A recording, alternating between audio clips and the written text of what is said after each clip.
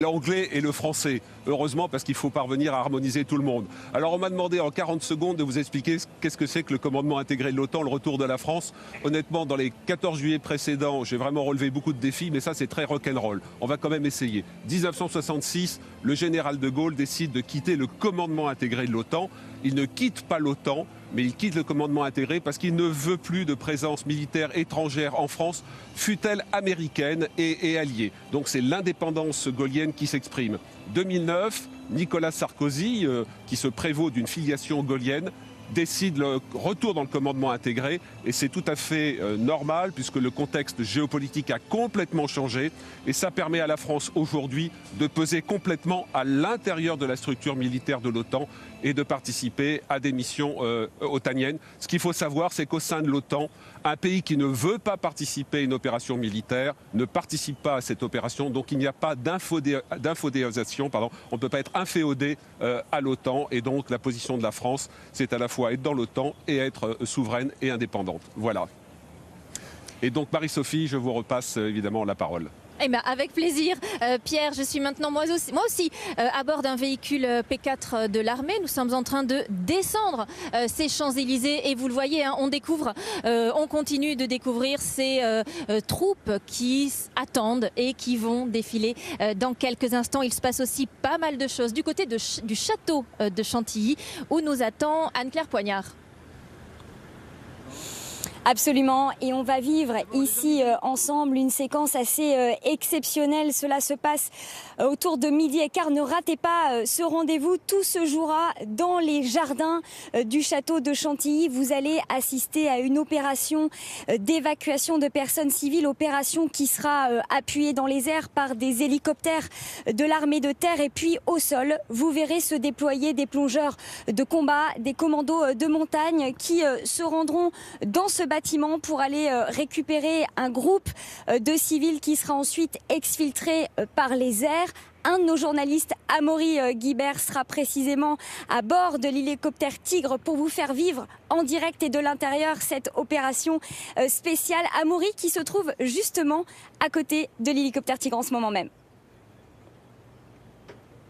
Oui, Anne-Claire, j'aurai la chance d'embarquer dans cet hélicoptère et je vais m'équiper de ce casque que je tiens à la main avec d'infinies précautions car c'est un casque qui coûte en moyenne, hein, ça dépend des séries, mais on parle de 150 000 €. Alors pourquoi est-il si cher? Parce que c'est un concentré de technologie. En anglais, il s'appelle le Top Hall, Hall comme hibou en anglais, et c'est vraiment ça, ça permet aux pilotes de tout voir la nuit grâce notamment à ces caméras vision nocturne, vision thermique, vous les voyez sur les côtés avec ces bouchons jaunes, mais l'essentiel en fait c'est cette visière que vous voyez juste là sur laquelle est projeté bien les informations essentielles du vol, la vitesse, l'altitude, le verrouillage des cibles. Et ce casque, c'est vraiment une extension du corps du pilote. Par exemple, si le pilote regarde à droite, le casque le détecte et va ajuster le tir du canon, par exemple, sur la droite. Sachez enfin que le casque est moulé à la forme du pilote. Donc chaque casque est unique. C'est pour ça que le prix est aussi élevé. C'est à vous, Pierre.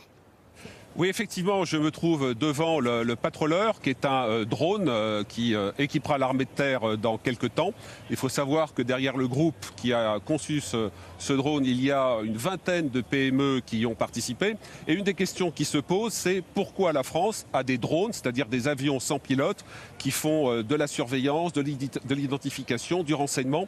Mais pourquoi ces drones ne sont-ils pas armés comme les drones américains, les Predator, qui seraient équipés? Si on avait un Predator ici américain, il aurait en dessous des missiles Hellfire, qui permet à la fois l'identification d'un ennemi et une frappe extrêmement rapide. Alors la France, pour l'instant, n'a pas de drone armé parce qu'elle estime qu'elle doit réfléchir à la posture morale, aux conditions d'emploi de cet outil qui a été beaucoup reproché au président Obama, qui a énormément utilisé les drones armés, y compris pour ce que l'on a appelé des exécutions extrajudiciaires. On a reproché au président Obama d'avoir utilisé les drones armés pour tuer des Américains appartenant à la mouvance djihadiste au Yémen ou d'autres pays. Donc la France se donne le temps de la réflexion. Voilà, et donc vous allez découvrir maintenant le Patroller dans le sujet qui va arriver tout de suite devant vos yeux. Vous allez tout comprendre sur ce drone. Le coup de génie de l'industriel qui commercialise ce drone, c'est d'avoir requalifié un avion, tout simplement. Le pilote est remplacé par de l'électronique et des capteurs. Résultat, un développement beaucoup plus rapide que s'il était parti d'une feuille blanche. De quoi rattraper un peu les Américains, leaders mondiaux. Le bijou technologique est ici, la boule Optronic. Vous allez découvrir ses prouesses. Nous avons testé l'engin en banlieue parisienne. Premier constat, le patroleur fait très peu de bruit, même au décollage. Comme tous les drones, le patroleur est guidé depuis le sol. Au moment où nous filmons, il est à 5 km de distance de son objectif, indétectable à l'œil et à l'oreille. L'avion est en rose, son angle de visée est en bleu. Et voici sa capacité de zoom. Et si ça ne suffit pas, on double. Une image infrarouge maintenant. Regardez le point blanc dans la main de cet homme. C'est sa cigarette. Si c'était un pistolet venant de tirer, on le détecterait aussi, ainsi que sa traînée de chaleur pendant plusieurs minutes. L'armée française sera équipée en 2019 d'un modèle encore plus puissant, exclusivement pour des opérations extérieures. La présence de ce drone au-dessus des Champs-Élysées aujourd'hui est donc exceptionnelle, rien que pour vos yeux.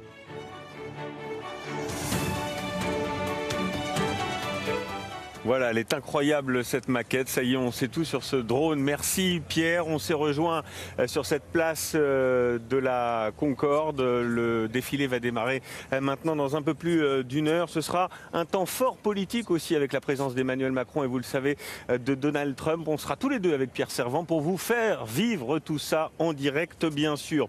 D'abord un détour par les Champs-Élysées où le public est en nombre. Nabila Tabouri, c'est à vous. Oui, Julien, alors je suis avec Sophie et Marco Branton qui viennent de Cherbourg. Alors Marco, vous, c'est la première fois que vous assistez à ce défilé. Oui, tout à fait, c'est la première fois. Et c'est comment alors? C'est un rêve, fatigant, mais c'est un rêve. Vous êtes arrivé très tôt, je crois. Oui, 6 heures ce matin. Et alors pourquoi venir voir le défilé à Paris? Je vous dis, c'est un rêve. Au lieu de regarder à la télévision, pour une fois dans ma vie, je vais regarder ça. De vrai. Et vous avez emmené avec vous Sophie. Alors vous aussi c'est un rêve, je crois. Vous me disiez tout à l'heure, c'est vraiment quelque chose qui vous fait rêver. Oui, c'est ça. Et puis c'est aussi la tradition, parce que moi mon grand-père étant gendarme, voilà, on respecte aussi ce métier et puis au moins on les verra défiler. Et qu'est-ce qui vous enthousiasme exactement? L'ambiance, puis c'est magique quoi. Donc c'est à vivre une fois dans sa vie. Et alors, c'est pas la même chose que de le voir à la télé? Ah non, pas du tout. Ça n'a rien à voir. Ça n'a rien à voir. Donc, on voit peut-être moins, parce que du coup, tout est filmé de près, mais au moins, c'est génial, quoi. Merci beaucoup. C'est à vous, Marie-Sophie. Alors, je me trouve maintenant devant le 5e régiment de cuirassiers, ces forces françaises qui sont déployées dans le Golfe Persique avec notamment ce véhicule emblématique de notre armée. C'est évidemment le char Leclerc. Je pense que vous l'avez reconnu. Ces troupes opèrent dans des conditions absolument extrême. Il faut imaginer partout du sable, une saison chaude qui s'étend sur plus de 6 mois, des températures de 50 degrés bien évidemment. C'est beaucoup plus doux ici. Et aujourd'hui, et justement, on va en profiter pour parler de l'engagement des jeunes dans l'armée. Jiane Benzina, vous êtes, vous, avec des élèves de l'école Saint-Cyr. Oui, absolument, Marie-Sophie. Je me trouve avec le sous-lieutenant Kitry, pour qui l'engagement, vous allez le voir, n'est pas un vain mot. Sous-lieutenant Kitry, vous avez escaladé rien de moins que le Kilimandjaro. On va voir quelques images d'ailleurs de cette ascension que vous avez faite avec des camarades et puis une personne en particulier. Tout à fait, nous avons bâti ce projet autour d'une personne spécifique qui était Cécile, qui a été blessée de guerre en Afghanistan. Quel était le message? Emmener une blessée de guerre avec vous? Quel message voulez-vous faire passer? L'objectif était de montrer que les femmes au sein de nos armées sont exposées aux mêmes risques que les hommes. Et le deuxième objectif était aussi de montrer qu'après la blessure, une reconstruction est possible et que ces personnes sont accompagnées et ne sont pas laissées seules. Alors on voit ces images, comment ça s'est passé, cette ascension périlleuse? Somme toute assez physique tout de même. Surtout la dernière ascension qui a duré 6 heures, donc qui a commencé à minuit et qui s'est finie à 6 heures du matin pour l'aurore au sommet du Kilimandjaro par moins 15 degrés. Donc un sacré défi, on le voit, et qui, vous me le disiez, va vous servir aussi pour votre carrière future. Tout à fait, puisque en tant que Saint-Cyrien, nous sommes amenés à être des futurs chefs de section en régiment et aller en opération extérieure. Donc nous ferons sûrement face à ce problème de subalternes qui seraient blessés, voire tués dans le cadre des opérations. Merci beaucoup, sous-lieutenant Kitry. Voilà, Julien, c'est à vous. Oui, merci. Je me trouve ici sur les Champs-Élysées avec le ministre de l'Intérieur, Gérard Collomb.